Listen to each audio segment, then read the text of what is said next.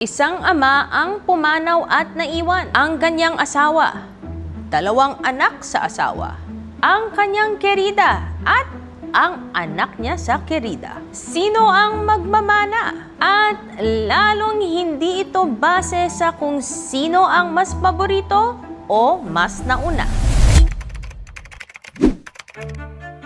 Under the Civil Code of the Philippines, meron tayong tinatawag na compulsory heirs. Sila ang mga taong may karapatan sa mana kahit may last will and testament pa ang pumanaw. At sino nga ba tong mga compulsory heirs? Una, ang legitimate children. Sila ang may pangunahing karapatan sa mana ng magulang. Pangalawa, ang asawa. Hindi pwedeng tanggalan ng mana ang legal spouse. Kahit pa may alitan or hiwalay na sila in fact, hanggat hindi legally separated or annulled. Pangatlo, ang parents ng namatay. Only if wala nang nabubuhay na anak. O teka, alam ko yung iniisip nyo ngayon. Paano naman yung mga anak sa labas?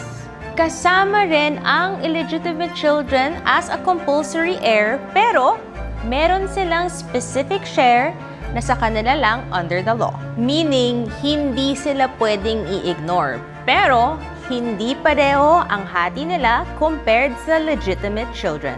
Hindi pwedeng ipamigay ng namatay ang lahat ng kanyang ari-arian ayon lang sa gusto niya.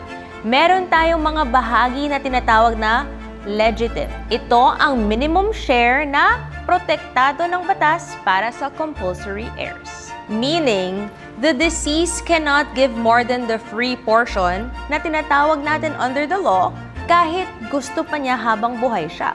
So, kahit na may paborito ka, may hangganan ng pwede mong ibigay. At ang tanong na matagal nyo nang hinihintay, paano naman yung mga kerida? Ipinagbabawal ang donasyon or pamana sa isang taong may illicit relationship sa namatay. Ibig sabihin, kung ang babae ay kabit, void, or walang bisa ang anumang pamana na binigay sa kanya sa last will and testament. So, ang kinikilala lamang na may karapatan sa mana ay ang lehitimong asawa, ang lehitimong anak, and illegitimate children. Pero ang kabit mismo, hindi sila considered heir. Hindi pinapaboran ng batas ang relasyong labag sa moralidad at sa kasal. Kaya ang kabit mismo, walang kahit anong sentimo. Kahit na mahal siya ng yumao.